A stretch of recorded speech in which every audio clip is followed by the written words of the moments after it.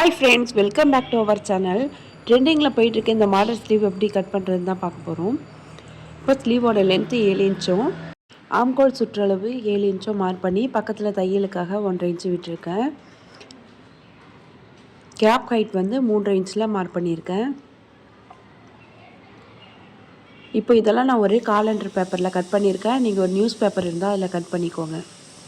இப்போது ஸ்லீவுக்கான துணி எடுத்துக்கலாம். டபுள் ஃபோல்ட் பண்ணிவிட்டு 20 இன்ச்சு எடுத்திருக்கேன். மொத்தமாக 40 இன்ச்சு இருக்கும். இதோட லென்த்து பார்த்தோம்னா 8.5 இன்ச்சு எடுத்திருக்கேன்.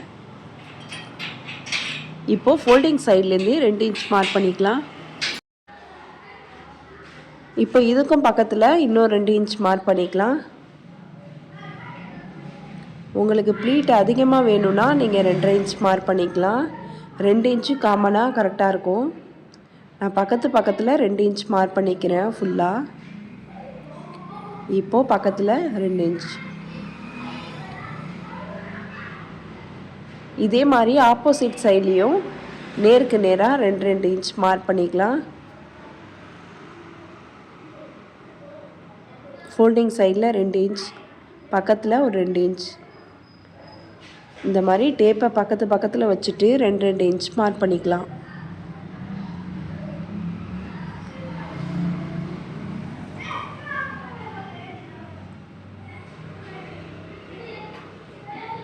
இப்போ ஃபுல்லாக மார்க் பண்ணியாச்சு. இதுக்கப்புறம் நம்ம எங்கெல்லாம் மார்க் பண்ணியிருக்கோமோ அங்கெல்லாம் நாட்சஸ் கட் பண்ணிக்கலாம்.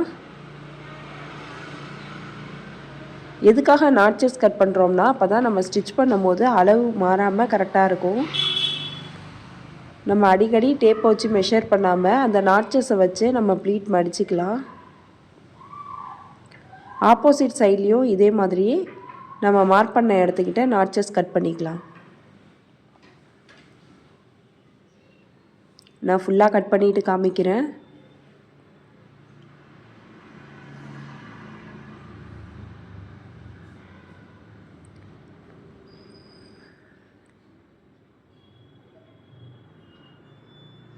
இப்போ ஃபுல்லாக கட் பண்ணியாச்சு. இதுக்கப்புறம் துணியை இந்த மாதிரி விரித்து போட்டுட்டு சென்டரை மார்க் பண்ணிக்கலாம். ஃபஸ்ட்டு ஒரு சைட் ப்ளீட் வைக்கலாம்.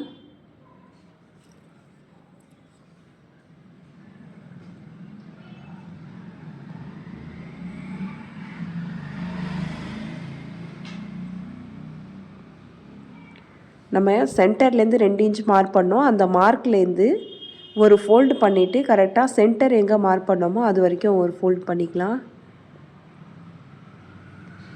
இதே மாதிரி நம்ம எங்கெல்லாம் மார்க் பண்ணி நாட்சஸ் கட் பண்ணியிருக்கோமோ அதுலேருந்து ஃபஸ்ட்டு ப்ளீட் எங்கே முடிஞ்சிருக்கோ அது வரைக்கும் செகண்ட் ப்ளீட் வைக்கணும். செகண்ட் ப்ளீட் எது வரைக்கும் முடிஞ்சிருக்கோ அதுக்கு பக்கத்தில் தேர்டு ப்ளீட் வைக்கணும். இதே மாதிரி நம்ம ஒரு சைடு ஃபுல்லாக ப்ளீட் வச்சுக்கலாம். ஆப்போசிட் சைட்லேயும் இதே மாதிரியே ப்ளீட் பண்ணிக்கலாம். ஃபஸ்ட்டு நம்ம ஒவ்வொன்றா மடித்து விட்டுட்டு பின் பண்ணிவிட்டு அப்புறமா ஸ்டிச் பண்ணிக்கலாம். இப்போ ஆப்போசிட் சைட்லேயும் நம்ம ப்ளீட் பண்ணிவிட்டு பின் பண்ணிக்கலாம். நம்ம எந்த இடத்துக்கிட்ட மார்க் பண்ணி நாட்சஸ் கட் பண்ணோமோ அதுலேருந்து ப்ளீட் வச்சுட்டு நம்ம வந்து பின் பண்ணிக்கலாம்.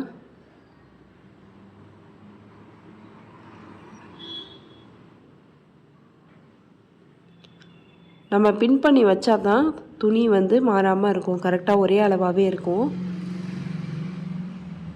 இந்த மாதிரி நம்ம பக்கத்தில் பின் பண்ணிக்கிட்டே வந்துடலாம். நம்ம எந்த இடத்துக்கிட்டலாம் மார்க் பண்ணி நாட்சஸ் கட் பண்ணோமோ அதுலேருந்து ப்ளீட் வச்சுக்கணும். இப்போ வந்து நம்ம ஃபுல்லாக ப்ளீட் வச்சாச்சு. இதுக்கப்புறமா ஓரத்தில் ஒரு ஸ்டிச்சஸ் போட்டு எடுத்துக்கலாம். இப்போது ஸ்டிச் பண்ணியாச்சு. இப்போது இதுக்கு அடுத்து நம்ம இந்த மாதிரி ப்ளீட்டை வந்து ஆப்போசிட் சைட்லேயும் கரெக்டாக எடுத்து விட்டுட்டு பக்கத்தில் ப்ளீட் வைக்காமல் நம்ம ஒன்று மேலே ஒன்று வச்சு பின் பண்ணிக்கணும். இப்போது ஒரு ப்ளீட் வச்சுருக்கோன்னா பக்கத்தில் உள்ள ப்ளீட்டையும் அந்த ப்ளீட்டுக்கு மேலேயே வச்சுட்டு பின் பண்ணிக்கலாம். இந்த மாதிரி ஒவ்வொரு ப்ளீட்டுமே நம்ம பின்னை எடுத்துட்டு அந்த ப்ளீட்டை வச்சு பின் பண்ணிக்கலாம். இப்போ ஒரு சைடு ஃபுல்லாக நான் வந்து ப்ளீட் எடுத்து இப்போ பின் பண்ணிட்டேன். இதே மாதிரி நம்ம ஆப்போசிட் சைடில் உள்ள ப்ளீட்டையும் எடுத்து வச்சு பின் பண்ணிடணும். இப்போ நம்ம ஒரு சைடு உள்ள ப்ளீட்டை எப்படி உள்பக்கமாக மடித்து ஸ்டிச் பண்ணோமோ ஆப்போசிட்டில் உள்ள ப்ளீட்டை ஆப்போசிட் சைடாக வச்சு ப்ளீட் வைக்கணும். இப்போ உங்களுக்கு பார்த்தாலே புரியும், லெஃப்ட் சைடில் உள்ள ப்ளீட்டெல்லாம் ரைட் சைட் பக்கமாக மடிச்சிருப்போம், ரைட் சைடில் உள்ளதெல்லாம் லெஃப்ட் சைடில் மடிச்சிருப்போம். இந்த மாதிரி மடித்து ஃபுல்லாக பின் பண்ணியாச்சு. இதுக்கப்புறமா நம்ம ஒரு காலண்டர் பேப்பரில் ஸ்லீவோட கரெக்டான அளவை கட் பண்ணி வச்சுருப்போம். அந்த பேப்பரை இதுக்கு மேலே வச்சு நம்ம ஸ்டிச் பண்ணிடணும். ஸ்டிச் பண்ணிவிட்டு எக்ஸஸாக உள்ள துணியெல்லாம் கட் பண்ணிடலாம். இதுக்கப்புறமா காலண்டர் பேப்பரை பேக் சைடில் திருப்பி விட்டுட்டு நம்ம ஓரத்தில் தையல் போட்டுடலாம்.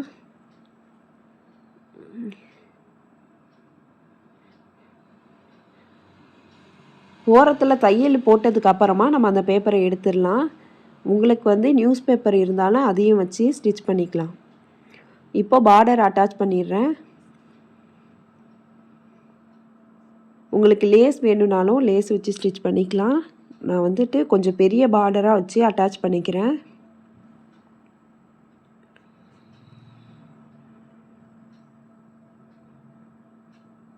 இப்போ நமக்கு ஸ்லீவ் ரெடி ஆகிடுச்சு. இப்போ பாருங்கள் இந்த ப்ளீட் எவ்வளோ அழகாக இருக்குன்னு. நான் அயர்ன் பண்ணவே இல்லை, ப்ளீட் அழகாக இருக்குது. இதுக்கு கீழே இந்த மாதிரி ஹேங்கிங் லேஸ் வச்சு ஸ்டிச் பண்ணாலும் ஸ்டிச் பண்ணிக்கலாம். இல்லைனா சென்டரில் லேஸை இந்த மாதிரி வச்சுட்டு துணியை மடித்து விட்டோம் நம்ம ஸ்டிச் பண்ணிக்கலாம். அது நம்மளோட விருப்பம். இந்த வீடியோ உங்களுக்கு பிடிச்சிருந்துச்சின்னா, யூஸ்ஃபுல்லாக இருந்துச்சுன்னா லைக் பண்ணுங்கள், ஷேர் பண்ணுங்கள், கமெண்ட் பண்ணுங்கள். மறக்காமல் சிவி சாய்ரா சேனலை சப்ஸ்கிரைப் பண்ணிவிட்டு பக்கத்தில் உள்ள பெல் ஐக்கானை கிளிக் பண்ணிவிடுங்க. Thanks for watching.